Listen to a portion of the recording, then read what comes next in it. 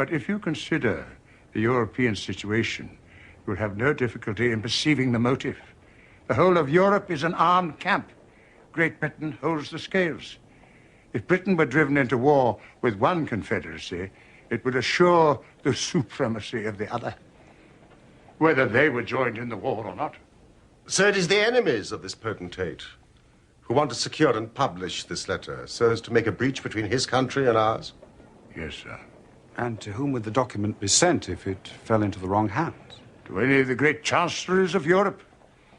It is probably speeding its way thither at this present instant as fast as steam can take it. It is your misfortune, my dear fellow. No one can blame you. There's no precaution which you've neglected. But now, Mr. Holmes, you are in full possession of the facts. What course do you recommend?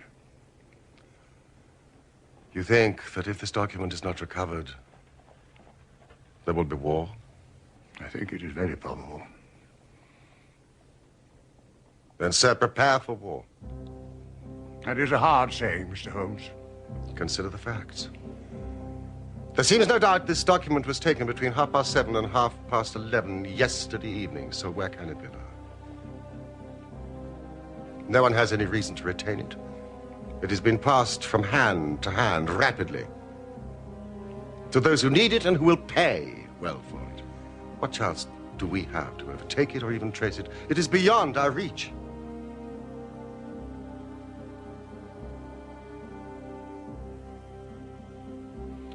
What you say is perfectly logical, Mr. Holmes. I feel that the matter is indeed out of our hands. Meanwhile, hope.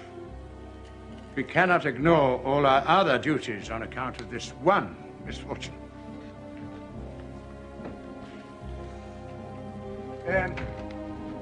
Should there be any fresh developments during the day, we will communicate with you.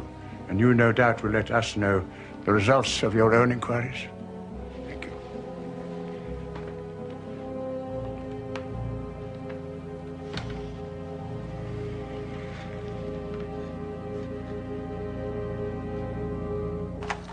Telegram! Westminster murder!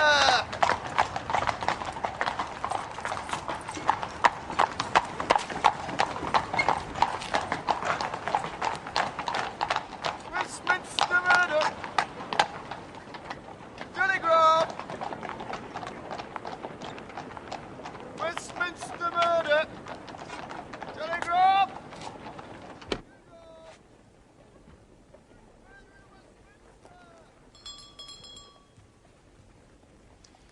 The situation is desperate,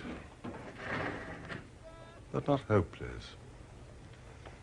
There are only 3 men capable of playing so bold a game: Oberstein, La Rothiere, and Eduardo Lucas. Even now, if we could be sure which one of them has taken it, it is just possible that it does not pass out of their hands. It's a question of money with these fellows, isn't it? And we have the British Treasury behind us. Oh, if it's on the market, I'll buy it. If it means another penny on the income tax. Come in. Excuse me, Mr. Holmes. Mrs. Hudson, what is it? Lady Hilda Trelawney Hope. Show her in.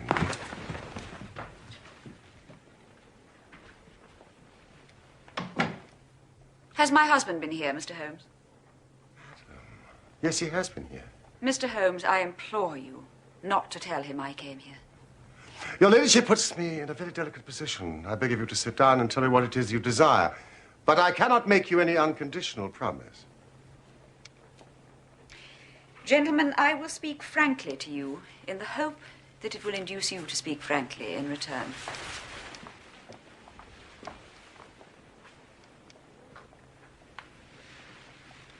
There is complete confidence between my husband and myself in all matters except one. That one is politics. On this, his lips are sealed. He tells me nothing. Now, I am aware that there was a most deplorable occurrence in our house last night. I know that a paper has disappeared, but because the matter is political, my husband refuses to take me into his complete confidence. Now, it is essential, I say, that I should thoroughly understand it. You are the only people, save these politicians, who know the true facts. At least I presume you do. You presume correctly, madam. I beg you, then, tell me exactly what has happened and what it may lead to. Tell me all, Mr. Holmes. Let no regard for my husband's interests keep you silent, for I assure you that his interests, if he would only see it, will be best served by taking me into his complete confidence. What was this paper which was stolen? Madam, what you ask me is really impossible. You must see that this is so. I mean, if your husband thinks fit to keep you in the dark over this matter, is it for me, who has only learned the true facts under the pledge of professional secrecy, to tell what he has withheld? Is it not unfair to ask it? It is he who you must ask. I have asked him. I come to you as a last resort. But without your telling me anything definite, you may do me a great service if you would enlighten me on one point. What is it, madam?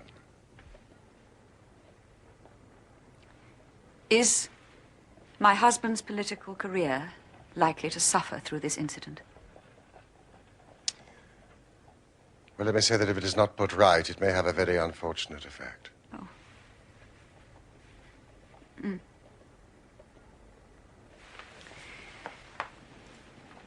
One more question, Mr. Holmes. From an expression which my husband dropped in the first shock of the disaster, I understood that terrible public consequences might arise from the loss of this document.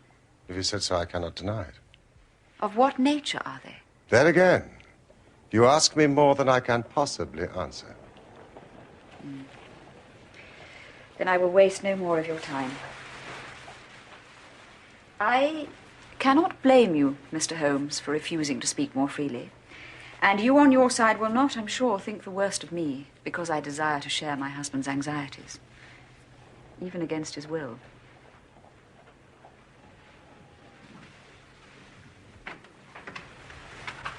Once more, I beg you will say nothing of my visit. I say. What a really remarkable and beautiful woman. The fair sex is your department, Watson. What did you really want? Surely her own statement was clear and her anxiety very natural.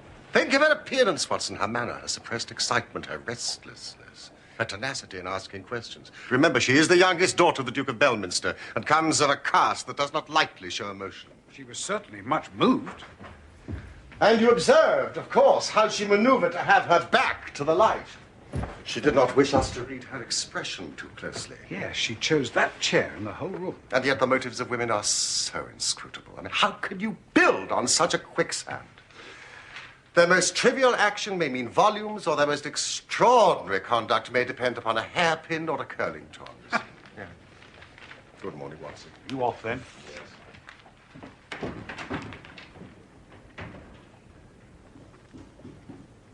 Holmes! Was one of the agents you spoke of called Eduardo Lucas? Yes. Of Godolphin Street? Yes. You'll not see him. Why not? He was murdered in his house last night.